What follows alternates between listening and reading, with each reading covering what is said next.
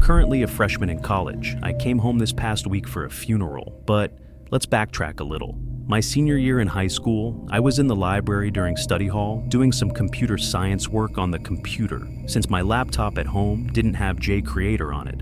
Anyways, this boy who was in my class sat next to me since those two computers were the only ones with JCreator. He was a really tall, very pale boy. He had long black hair that covered one of his eyes. He wore an anti-flag tee, ripped jean jacket, and Doc Martens. He never spoke to anyone in class, and I'd never seen him with anyone else. So I took a seat, and he looked up at me like I committed murder. I quickly looked away and started rummaging through my bag as a distraction. As my head was down, I heard him chuckle and then mumble, "Of course." I froze with my head still down towards my bag. I just dismissed it as him talking to his computer, as code can be quite frustrating. I sat back up and quickly typed in my login details. To break the awkwardness, I said, "She assigns too much homework. I can barely keep up." His eyes stayed locked on the computer screen. "You want the answers, don't you?" I laughed and said, "No thanks. I won't learn anything that way." Usually I would have said yes, but I didn't want to see his evil stare again. It was like he was staring into my soul. He laughed again in that creepy laugh, so creepy that I had to close my eyes and cringe. I opened them and looked over to see him gone. The strange thing was, he left his flash drive. I waited about 10 minutes to see if he would come back, but he didn't. Study hall ended at 1 and it was 12:50. I decided I would take it and give it back to him tomorrow in computer science class. I threw it in a little box above my bed. Gotta admit, it was an awesome flash drive. It was a Swiss Army knife with a flash drive in the middle. Here's the crazy part. After that, he never came to school again. He was notorious for being absent, so for the first month, no one batted an eye. However, May rolled around and we were all getting ready to graduate. I had completely forgotten about the flash drive until 2 days ago when I came home. I needed one, and I remembered I still had that boy's. I scanned it with my Norton, and it said it was all safe. I was planning to delete all his stuff so I could put my PowerPoint for business class on it naturally. However, I started snooping through his files. The first thing I saw was a folder named Computer Science. I opened it, and all the answers to every assignment were there. I thought, damn, maybe that's why he left it, so I could copy off of him, maybe because he knew he was never coming back. I went back, and the second folder was music. I kind of had to open that one to see what he listened to. Surprisingly, not what I expected.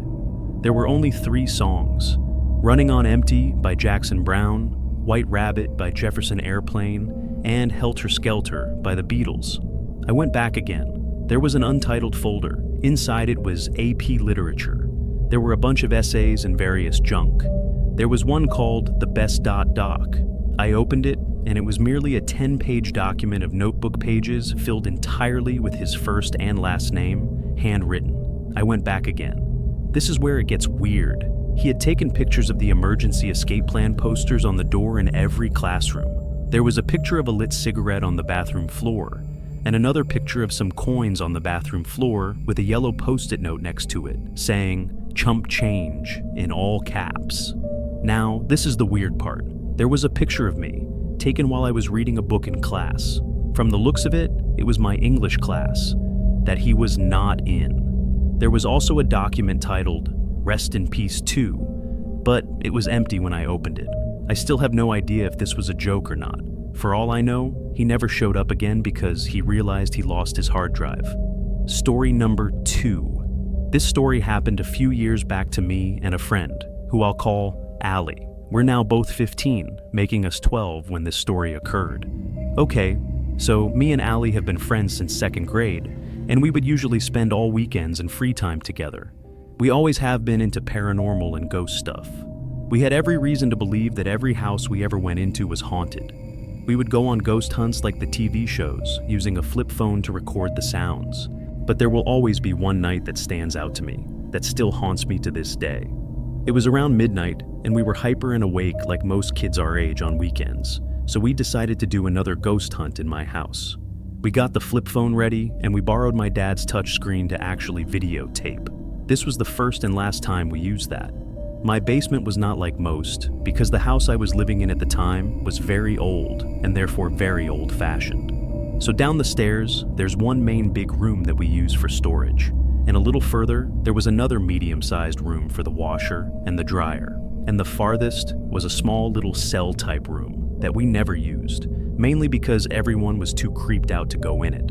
Me and Allie walked down the stairs, turned on the camera and flip phone recorder, and we started asking the usual questions you would see on TV, like, is there anybody here? And give me a sign if you're here, and that type of thing. We finally got tired of it and went back upstairs and into my room, so excited as we reviewed our first video recording. This was a big step for us because we wanted to be ghost hunters so bad. We were watching and kind of got disappointed as we didn't find anything in the video or voice recording. Usually we would make something up, like a footstep that wasn't ours, to make us feel less bad. But this time, we were so excited about the video, we didn't even want to make anything up. We couldn't sleep, so we played a few board games, and then we both agreed to review it again, because maybe we missed something. And oh boy, we did. While reviewing the tape again, we both could just feel this bad energy coming from it. I guess we didn't realize it before because we were too filled with excitement. We went on anyway, and as we paid more attention, we could actually hear footsteps that weren't ours. Then what showed up on the tape, I still see when I close my eyes. It was the most horrifying thing I've ever seen. The camera was on Allie, and behind her was this figure that looked like a distorted, almost human thing, with bright white eyes that almost seemed as if they were watching you through the video. At that point, we shut it off, and we were both in complete shock. We couldn't tell my father, as he was asleep being so early in the morning.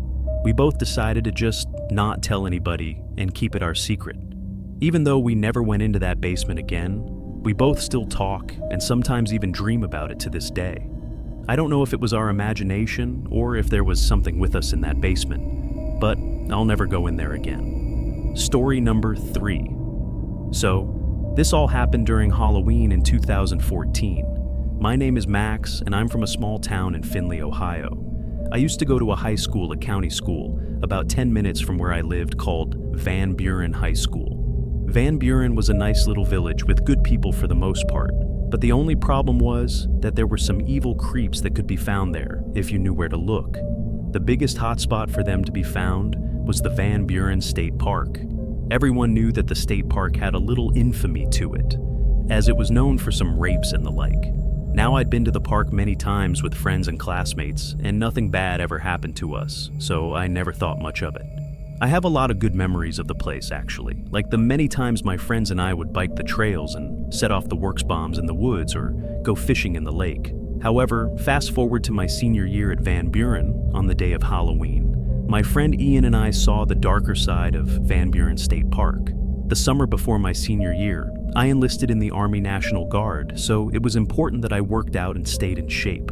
So that day I asked my best friend Ian if he wanted to go run the trails in the park with me after school, and he said he would, as he likes to work out when he can as well.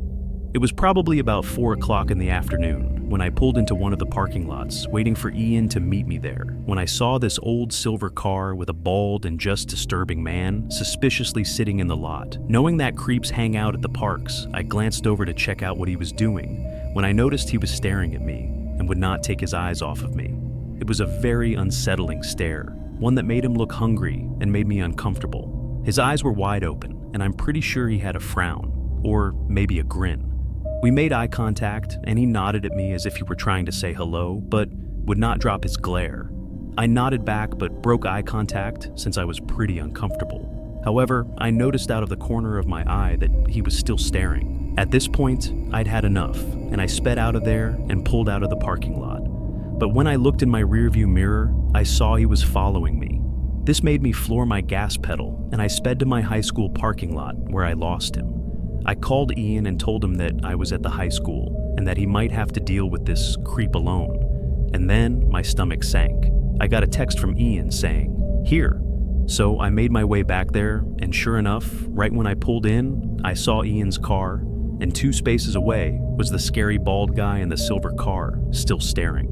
I nodded to Ian for him to follow me in his car to a different parking lot at the park, and we made our way over there. We were safe, or so we thought, and got out of our cars to walk down the hill to check out the trails before we ran them. I don't really like to run with items in my pockets, so we began to walk back up the hill when we saw that old silver car circling in the lot, looking for us. At the angle we were at on the hill, he must not have been able to find us, although we could see him. We waited a few minutes before walking up the hill because we figured the two of us, who were athletes, could take on this one guy. As we reached the top of the hill, he was gone.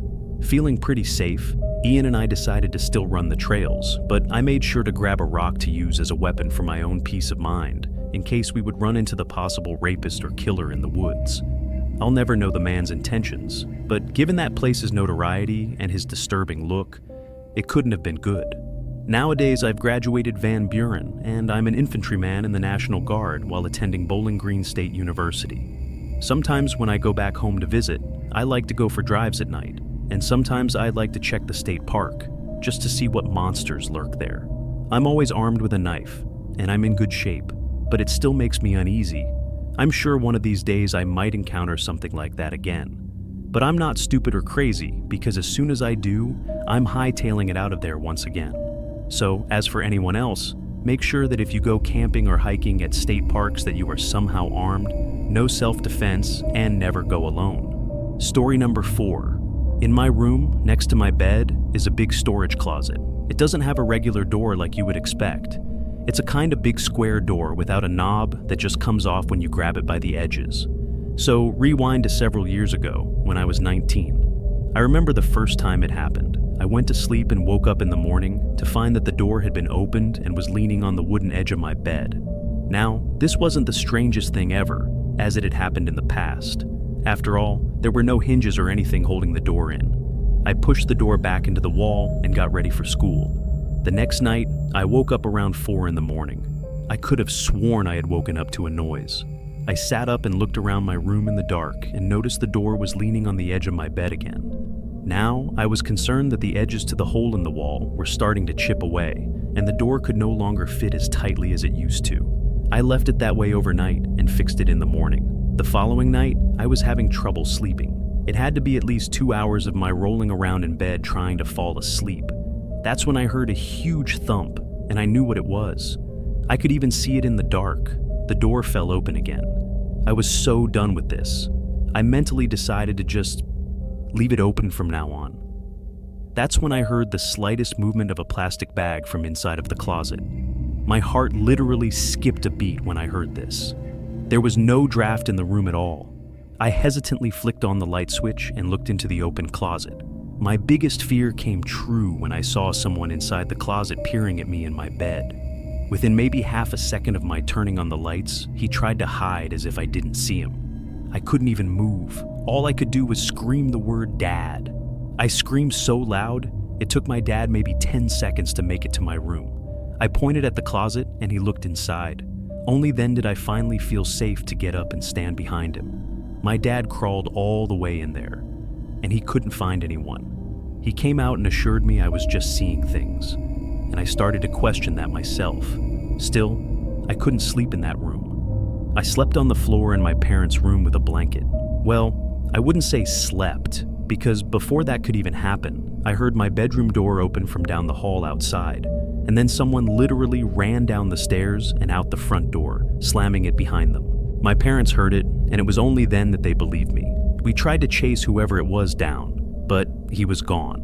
We later found out he was hiding in an empty container inside the closet.